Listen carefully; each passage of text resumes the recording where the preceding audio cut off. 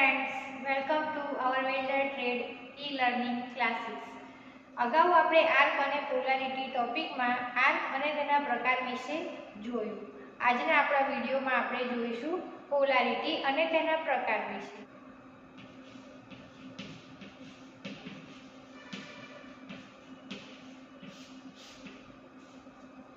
પોલારિટીના મુખ્ય બે પ્રકાર છે. તે પહેલા આપણે જોઈએ પોલારિટી એટલે શું.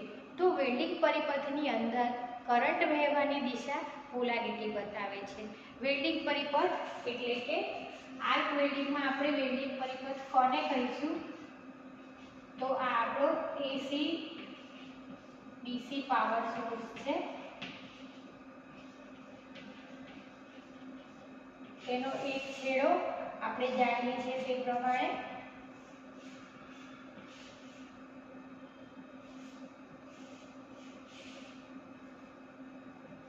ઇલેક્ટ્રોડ તરફ અને બીજો છેડો જોબ તરફ. તો આ પરિપથ થયો વેલ્ડિંગ પરિપથ અહીંયાથી અહીંયા. તો આ પરિપથની અંદર કરંટ વહેવાની દિશા પોલારિટી દર્શાવે છે. એસી વેલ્ડિંગ પાવર સોર્સમાં તેના વારંવાર બદલાતા પોલના કારણે આપણે તેમાં પોલારિટીનો ઉપયોગ કરી શકતા નથી, કારણ કે તેમાં દર સેકન્ડે 50 થી 60 સાયકલ કરંટ બદલે છે. માટે આપણે ડીસી વેલ્ડિંગની અંદર પોલારિટીનો ઉપયોગ જોઈશું. તો બે થિયરી છે ડીસી વેલ્ડિંગમાં પોલારિટીના ઉપયોગ માટે. પહેલી થિયરી છે પારંપરિક થિયરી,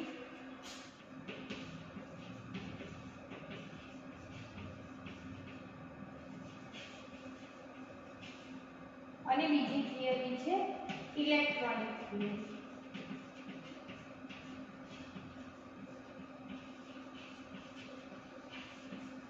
પારંપરિક થિયરી મુજબ કરંટ પોતાના પ્લસ છેડાથી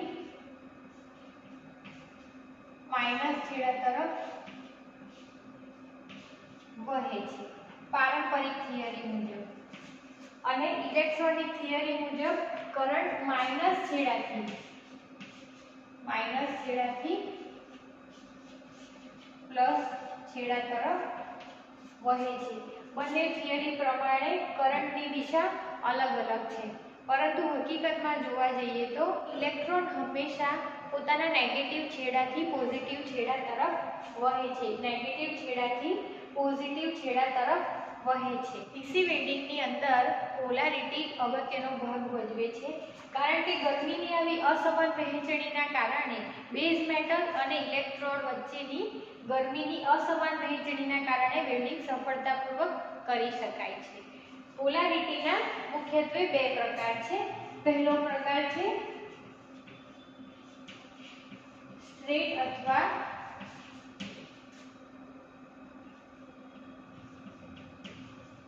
નેગેટિવ પોલારિટી,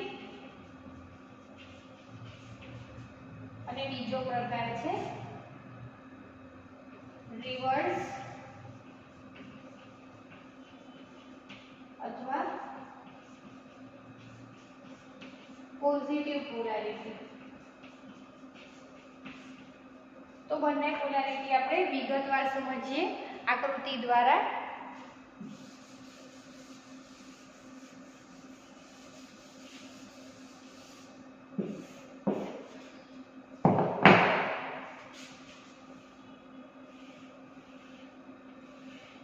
અહીંયા આપણે જોબ તરીકે બટ વેલ્ડને લઈશું. અહીંયાથી એક છેડો આપણે લઈશું.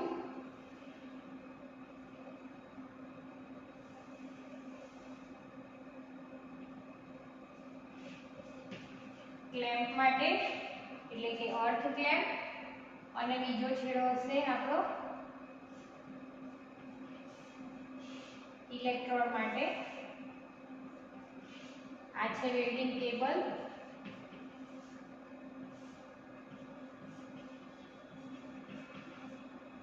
બંને છેડા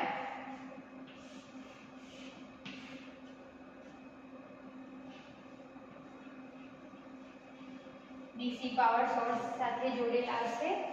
આ છે આપણો જોબ. એક બટ વેટને આપણે જોબ તરીકે લીધો છે. તો જ્યારે આપણે અત્યારે વાત કરીએ છીએ સ્ટ્રેટ પોલારિટીની એટલે કે નેગેટિવ પોલારિટીની, જ્યારે પણ આપણા ઇલેક્ટ્રોનનો છેડો માઇનસ હશે, માઇનસ, ત્યારે આપણે એવી પોલારિટીને કહીશું સ્ટ્રેટ અથવા નેગેટિવ પોલારિટી. અને ઇલેક્ટ્રોનનો છેડો માઇનસ છે એનો અર્થ છે કે ક્લેમ્પનો છેડો પ્લસ હશે. તો અહીંયાથી પ્લસ ક્લેમ્પનો છેડો અને ઇલેક્ટ્રોનનો છેડો માઇનસ, તો આવી પોલારિટી થશે સ્ટ્રેટ અથવા નેગેટિવ પોલારિટી. ને રિવર્સ પોલારિટીમાં આપણે એનાથી વિરુદ્ધ કરીશું. તો જ્યારે પણ ઇલેક્ટ્રોનનો છેડો પ્લસ હશે અને ક્લેમ્પનો છેડો એટલે કે જોબ માઇનસ છેડે હશે તો એ પોલારિટી થશે રિવર્સ અથવા પોઝિટિવ પોલારિટી. તો બંને પોલારિટીને યાદ રાખવા માટે આપણે ઇલેક્ટ્રોનના છેડાને ઇમ્પોર્ટન્સ આપીશું. જ્યારે પણ ઇલેક્ટ્રોન માઇનસ છેડે હશે તો એ પોલારિટી હશે સ્ટ્રેટ અથવા નેગેટિવ. તો ઇલેક્ટ્રોન નેગેટિવ, પોલારિટી નેગેટિવ. જ્યારે પણ ઇલેક્ટ્રોન નેગેટિવ હશે તો પોલારિટી નેગેટિવ છે એવું સમજીશું આપણે. અને ઇલેક્ટ્રોન પ્લસ હશે તો પોલારિટી પોઝિટિવ. આમ નેગેટિવ પોલારિટી સેટ કરવા માટે પાવર સોર્સના નેગેટિવ છેડાને ઇલેક્ટ્રોનના નેગેટિવ છેડા સાથે જોઈન્ટ કરવામાં આવે છે અને પોઝિટિવ પોલારિટી સેટ કરવા માટે ઇલેક્ટ્રોનના પોઝિટિવ છેડાને પાવર સોર્સના પોઝિટિવ છેડા સાથે કનેક્ટ કરવામાં આવે છે. તો આ પ્રમાણે પોલારિટી પોઝિટિવ અને નેગેટિવ સેટ કરી શકાય છે. હવે પોલારિટીના ઉપયોગની વાત કરીએ તો સ્ટ્રેટ પોલારિટીનો ઉપયોગ ઓછા કોટિંગવાળા અથવા મધ્યમ કોટિંગવાળા ઇલેક્ટ્રોડના વપરાશ સમયે કરવામાં આવે છે. ઉપરાંત જાડા આડછેદમાં ફ્યુઝન અને પેનિટ્રેશન મેળવવા માટે સ્ટ્રેટ પોલારિટીનો ઉપયોગ કરવામાં આવે છે. રિવર્સ પોલારિટીનો ઉપયોગ નોન ફેરસ મેટલના વેલ્ડિંગ માટે, કાસ્ટ આયર્નના વેલ્ડિંગ માટે, શીટ મેટલ વેલ્ડિંગ માટે, સ્ટેનલેસ સ્ટીલના વેલ્ડિંગ માટે, હાર્ડ ફેસિંગ માટે અને જાડા વધુ કોટિંગવાળા ઇલેક્ટ્રોડના વપરાશ સમયે પોઝિશનલ વેલ્ડિંગ જ્યારે આપણે કરતા હોઈએ ત્યારે રિવર્સ પોલારિટીનો ઉપયોગ કરવામાં આવે છે. પોલારિટી ની પસંદગીનો આધાર ઇલેક્ટ્રોડની ઉત્પાદકતાના નિર્દેશ ઉપર રહેલો છે. પોલારિટી ટોપિક આપણે ફરીથી એકવાર રિવાઇઝ કરી લઈએ. તો પોલારિટી આપણને બે પ્રકારે મળે છે, સ્ટ્રેટ પોલારિટી અને રિવર્સ પોલારિટી. પોલારિટી એસી વેલ્ડિંગમાં એટલે કે એસી મશીનમાં સેટ કરી શકાતી નથી, કારણ કે દર સેકન્ડે કરંટની 50 થી 60 સાયકલ બદલાવાના કારણે અને પોલના આ પ્રમાણે વારંવાર બદલાવાના કારણે એસી મશીનની અંદર પોલારિટી સેટ નથી કરી શકાતી, ઉપયોગમાં નથી લઈ શકાતી.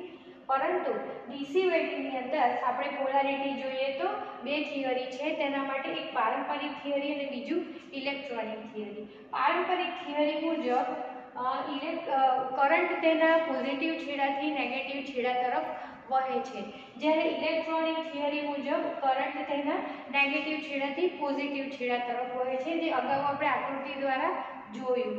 પરંતુ હકીકતમાં આપણે જોયું કે ઇલેક્ટ્રોન હંમેશા તેના નેગેટિવ છેડાથી પોઝિટિવ છેડા તરફ વહે છે. તો ડીસી વેલ્ડિંગની અંદર આપણે પોલારિટી જોઈ.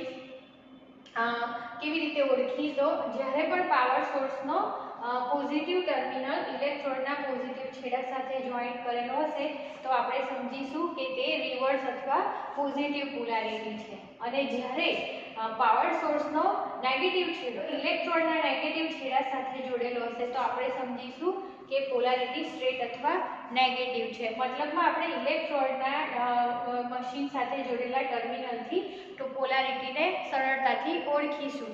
હવે આપણે પોલારિટીને પ્લસ અથવા માઇનસ છેડા જોયા વગર કેવી રીતે ઓળખીશું, એટલે કે એનું ડિટર્મિનેશન કેવી રીતે કરી શકીએ તે આપણે ડિટેલમાં જોઈએ.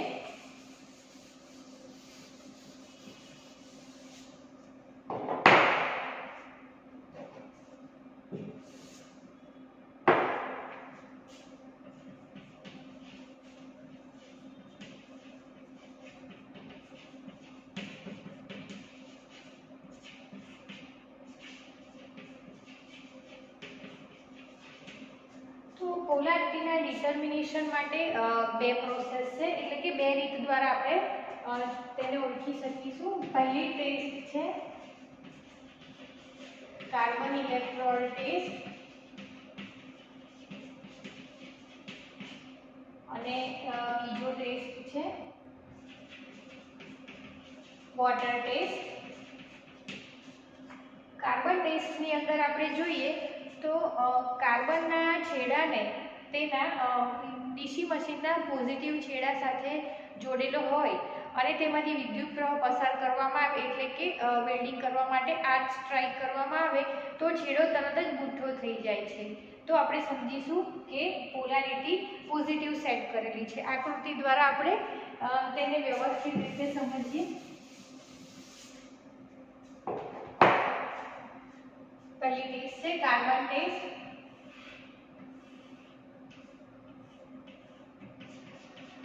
આ છે કાર્બન ઇલેક્ટ્રોન અને તેને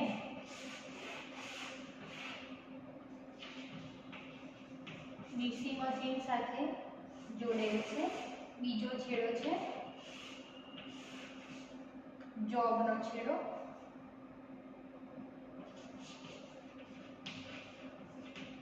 તો આ પ્રમાણેની ગોઠવણીમાં ડીસી મશીનનો એક છેડો કાર્બન ઇલેક્ટ્રોડ સાથે અને બીજો છેડો જોબ સાથે જોડેલ હોય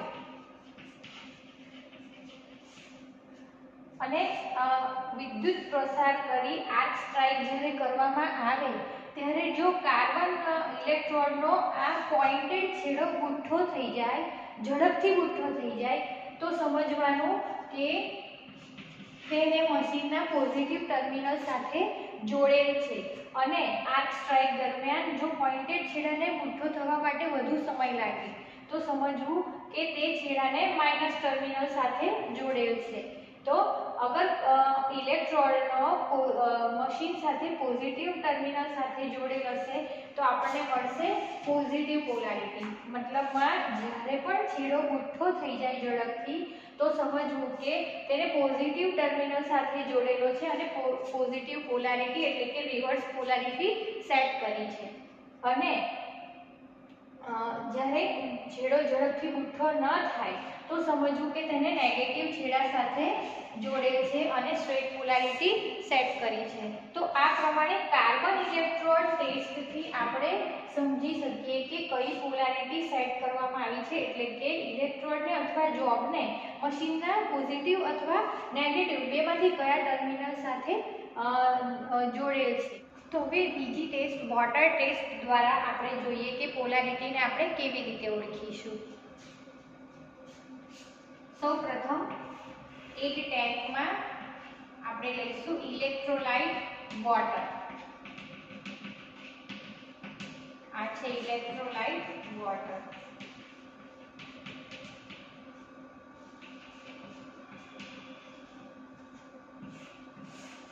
બીજી તરફ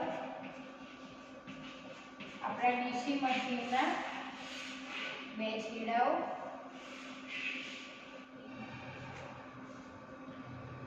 તો મશીનના બંને છેડાઓને ઇલેક્ટ્રોલાઇટ વોટરની અંદર છૂટા નાખવાથી જે છેડામાંથી વધુ ઝડપથી પરપોટા નીકળે તે છેડાને આપણે નેગેટિવ છેડા તરીકે ગણીશું અને જે છેડામાંથી ઓછા ઝડપથી પરપોટા નીકળે તે છેડાને આપણે પોઝિટિવ ગણીશું. તો આ પ્રમાણે વોટર ટેસ્ટ દ્વારા આપણે જાણી શકીએ કે આપણે કઈ પોલારિટી સેટ થઈ છે. કેવી રીતે આપણે સમજીશું વોટર ટેસ્ટ? તો ઇલેક્ટ્રોલાઇટ વોટરની અંદર ડીસી મશીનના બંને છેડાઓને છૂટા નાખવાથી જે છેડામાંથી વધુ ઝડપથી પરપોટા નીકળે તે છેડો માઇનસ છેડો હશે અને જે છેડામાંથી ઓછા ઝડપથી પરપોટા નીકળે તે છેડો પ્લસ છેડો હશે. આ રીતે આપણે પોલારિટીને ઓળખી શકીશું. તો આખા લેસન પોલારિટીમાં આપણે શું જોયું? પોલારિટીના બંને પ્રકાર, તેને ઓળખવાની બે રીતો, બરાબર? કાર્બન ઇલેક્ટ્રોડ ટેસ્ટ અને વોટર ટેસ્ટ. આમ આપણે પોલારિટી ટોપિકમાં જોયું કે પોલારિટી શા માટે એસી વેલ્ડિંગ માટે નથી ઉપયોગમાં આવતી, ડીસી વેલ્ડિંગ માટે એની કઈ કઈ બે થિયરી છે અને કયા પોલારિટીના બે પ્રકાર છે અને એને ઓળખવાની બે રીતો. તો આ પ્રમાણે આપણો પોલારિટીનો ટોપિક પૂર્ણ થાય છે. Thank you.